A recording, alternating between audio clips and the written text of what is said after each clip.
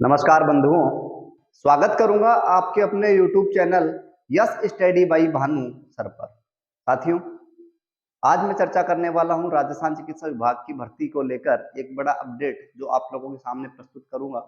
आप लोग लगातार देख रहे हैं कि एक बड़ी सूचना हम ये सोच रहे थे कि कब तक फाइनल लिस्ट नियुक्ति के आदेश जारी हो जाए, लेकिन जैसे जैसे टाइम बीत रहा है कोई एक्टिविटी नहीं हो रही है चिकित्सा विभाग के द्वारा, तो हमें लगने लगा है कि ये भर्ती आचार संहिता तक जाएगी, आचार संहिता में फंस सकती है। तो आज मैं इस वीडियो में चर्चा करूंगा आचार संहिता में अगर भर्ती फंसी तो क्या होगा, और उसके बाद अगर सरकार बदल जाती है तो ये भर्ती का क्या रहने वाला है, उन सभी बातों पर चर्चा। कुछ सवाल बोर्ड के ऊपर, कब तक आएगी प्रोविजनल लिस्ट, आचार संहिता का क्या प्रभाव, सरकार बदली तो क्या प्रभाव पड़ेगा भर्ती को लेकर, सारी बातों पर चर्चा इस वीडियो में करूंगा। साथ ही आप लोगों की जो प्रोविजनल लिस्ट आने वाली है उसकी डेट को लेकर अपन बात चर्चा करेंगे आप लोगों के साथ।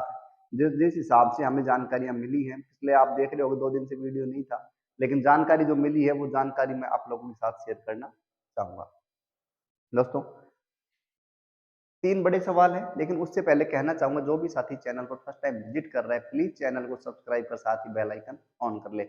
मित्रों, शुरुआत करेंगे आज के इस सेशन की। एक बार आप लोग ये बता दें कि ये जो भर्ती है, इस भर्ती में कुछ प्रोविजनल लिस्ट जो जारी हुई है, क्या उनमें उनके अंदर मैं आप लोगों को बताऊं क्या उनके अंदर पद बढ़ के आए हैं या नहीं, मुझे एक बार थोड़ा सा साझा करें। एक दो कमेंट्स आ रहे थे पर मैं उनका देख नहीं पाया प्रोविजनल लिस्ट भी। तो मित्रों, अगर पद नहीं बढ़ के आए हैं तो उसका कारण क्या रहा है वो भी मैं आप लोगों के साथ शेयर करूंगा। और अन्यथा नर्सिंग ऑफिसर की तो प्रोविजनल लिस्ट आएगी, उसमें मैं आपको फिर से कह रहा हूँ 100% पद बढ़ के आने की संभावना है। संभावना साथ में एएनएम वाले की भी है, लेकिन जैसा कि मैं कल देख पा रहा हूँ, सुना मैंने नेत्र सहायक की प्रोविजनल लिस्ट आई, उसमें क्या नाम पद बढ़ के नहीं आए। तो कुछ कारण हो सकते हैं, वो कारण भी अपन साझा करेंगे आप लोगों के साथ। मित्रों, शुरुआत करता हूँ आज के सेशन की। कब तक आएगी प्रोविजनल लिस्ट?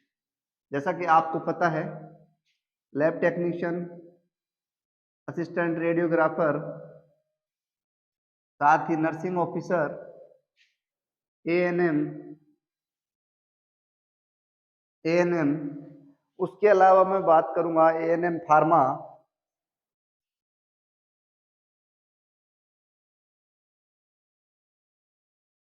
देखें कुछ पोस्टों की अपन इंतजार कर रहे हैं। प्रोविजनल लिस्ट कब तक आएगी, इन प्रोविजनल लिस्टों को लेकर हम इंतजार में हैं।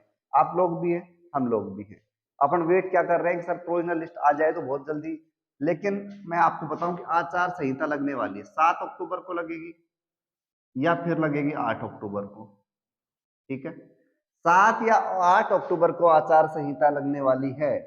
लेकिन दोस्तों, मैं आप लोगों को एक बात कहना चाहूंगा कि अगर 7 और 8 तो आ गई सर, आज 2 तारीख हो गई है, तो फिर तो कब तक 6 दिन बचे हैं, क्या नियुक्ति होगी, क्या प्रोविजनल लिस्ट आएगी?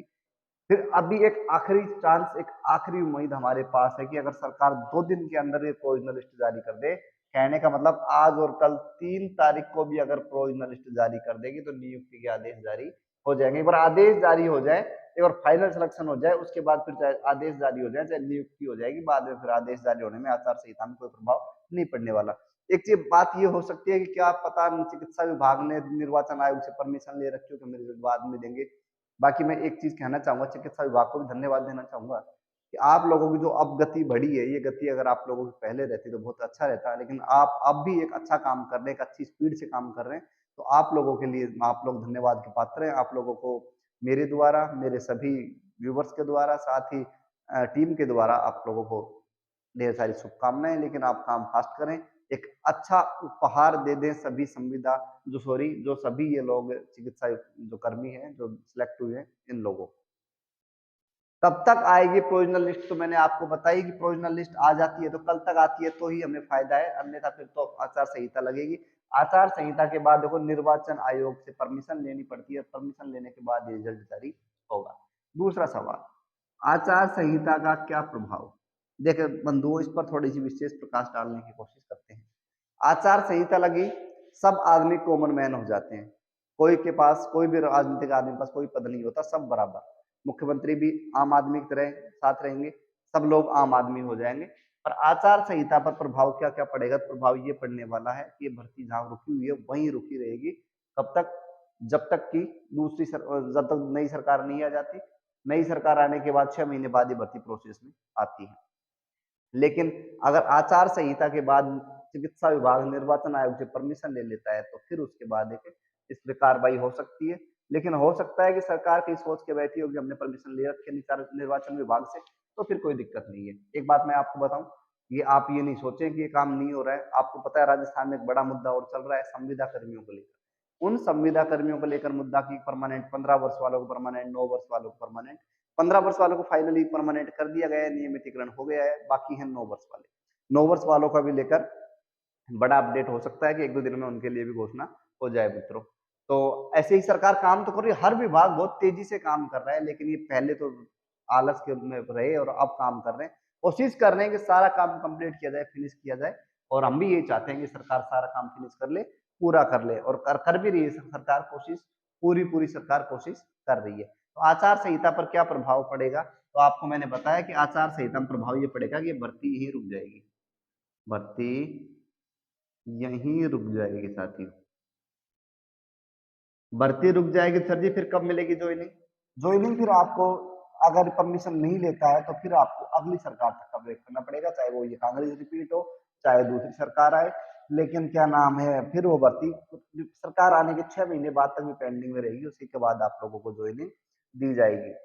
अच्छा जी, तो ये तो गलत हो जाएगा फिर तो फिर तो जल्दी भर्ती हो, तो इसके लिए आप लोग भी थोड़ी मेहनत करें। सरकार बदली तो क्या होगा?